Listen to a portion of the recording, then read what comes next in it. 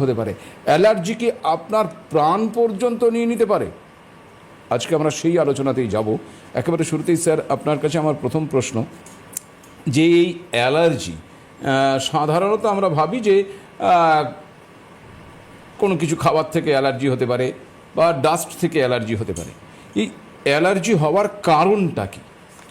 দেখুন, অ্যালার্জি হওয়ার অনেক কিছু কারণ রয়েছে, কিন্তু সবথেকে ইম্পর্ট্যান্ট কারণ রয়েছে অ্যালার্জি হচ্ছে একটা ফরেন বডি, যেটা যখনই আমাদের বডি যখন কন্ট্যাক্টে আসে বা ফরেন বডি যখনই আমাদের শরীরের ভিতরে যাওয়ার চেষ্টা করে, তখন আমাদের শরীরে যে ইমিউন সিস্টেম রয়েছে, যেটা ফার্স্ট লাইন অফ আমাদের যে ফাইটার্সগুলো রয়েছে, এরা কিন্তু আমাদের ইমিউন সিস্টেম, এরা কিন্তু অ্যালার্জিকে শরীরে ঢুকতে দেয় না। কেন? ওরা ভাবে যে এরা কিন্তু আমার শরীরে এসে আমাদের এই শরীরটাকে কিন্তু নষ্ট করবে।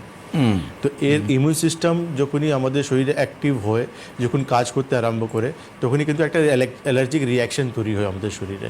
আচ্ছা, যখন নাক থেকে কোনো একটা ফরেন বডি আমার নাক থেকে ঢুকতে আরম্ভ করলো, তখনই কিন্তু আমরা দেখলাম প্রচুর মাত্রায় আমার নাক থেকে জল পড়ছে বা প্রচুর হাঁচি আমরা দিচ্ছি আমরা। এবার ধরুন যে অবস্থানটাতে আপনিও আছেন, আমিও আছি, আপনার কিছু হলো না, আমার অ্যালার্জি হয়ে গেল, এই ডিফারেন্সটা কি? এখানে হচ্ছে আমাদের ইমিউন সিস্টেম রিয়াকশন পুরোপুরি। ইমিউন সিস্টেম, অর্থাৎ আমার ইমিউন সিস্টেমটা মানে অতটা ভালো নয় বলে আমাকে অ্যাটাক করে নিল। রাইট।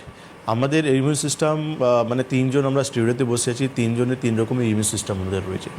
আর আমাদের ইমিউন সিস্টেম মানে মুখ থেকে নিয়ে মানে বডিতে প্রত্যেক অনেক জায়গায় অনেক জয়েন্টস, অনেক অর্গানস উপর বসে আছে আমাদের। সমস্ত ইমিউন সিস্টেম মিলে কিন্তু আমাদের শরীরে কাজ করে, যে আমাদের শরীরে কোনো ধরনের কোনো অ্যালার্জি বা ফরেন বডিকে ঢুকতে দেয় না ওরা।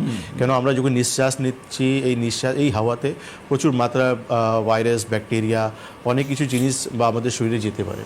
তো এই ইমিউন সিস্টেমই কিন্তু যাদের অনেক ভালো রয়েছে, তারা কিন্তু সেই প্রবলেমগুলো কিন্তু ফেস করতে পারছে না। কিন্তু যাদের ইমিউন সিস্টেম ঠিকঠাক নয়, তাদের কিন্তু শরীরে রিয়াকশন তৈরি হয়।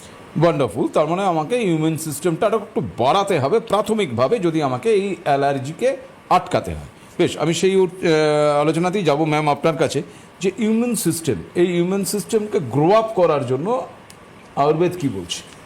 দেখুন, ইমিউনিটি যেটা আমরা বলি না, তথাকথিত আমরা যখন কোভিডের সময় শুনেছি ইমিউনিটি নিয়ে অনেক আমরা যে ওটাকে বুস্ট আপ করতে হবে, বাড়াতে হবে। তো আয়ুর্বেদের এখানে যে আমাদের কনসেপ্টটা রয়েছে, আমাদের যে মেইনলি যে মেডিসিনটা রয়েছে, সমন ওষুধই বলি, কিছু কিছু হয়তো আমরা খুব তথাকথিত নামও জানি, যে অশ্বগন্ধা আমরা জানি, আমরা গুরুচি জানি, এগুলো আমরা তথাকথিত নাম জানি, যেগুলোতে আমাদের ইমিউনিটিটা বাড়ে। কিন্তু সেটারও কিন্তু এরকম নয় বাজার থেকে একটা কিনে খেয়ে নিলাম, সেরকম নয়। কিন্তু এটা একটা এফিকেসি রয়েছে, কিছু ডু ডোন্টস রয়েছে, সেগুলো বুঝে কিন্তু আমাকে এগোতে হবে। আর যেহেতু আমার ইমিউনিটিকে বুস্ট আপ করতে হবে, দ্যাট মিনস আমার বডিতে হয়তো কিছুটা অবস্ট্রাকশন আছে, তার জন্য কিন্তু আমার ইমিউনিটিটা ওভার রিঅ্যাক্ট করছে। নর্মালি যেটা হয় কি, বাইরে থেকে কোনো একটা ফরেন বডি আসবে, সেটাকে আমার ইমিউন সিস্টেম যদি খারাপ হয় সেটাকে বাধা দেবে, কিন্তু ইমিউনিটিটা বুঝতে পারছে না এটা ভালো জিনিস না খারাপ জিনিস, সব কিছুতে ওভার রিঅ্যাক্ট করছে। তবে সেই জিনিসটা তার মানে আমার বডিতে কোনো একটা অবস্ট্রাকশন আছে। এবার সেখানটাকে আমাকে ক্লিয়ার করতে হলে আমাদের যে আয়ুর্বেদের একটা পার্ট আছে পঞ্চকর্মা বলে, যেখানে আমরা ডিটক্সিফিকেশন করি বডির থেকে, যেখানে যে অবস্ট্রাকশনগুলো আছে সেগুলোকে আমাকে ক্লিয়ার করতে হবে, চ্যানেলটাকে পরিষ্কার করতে হবে।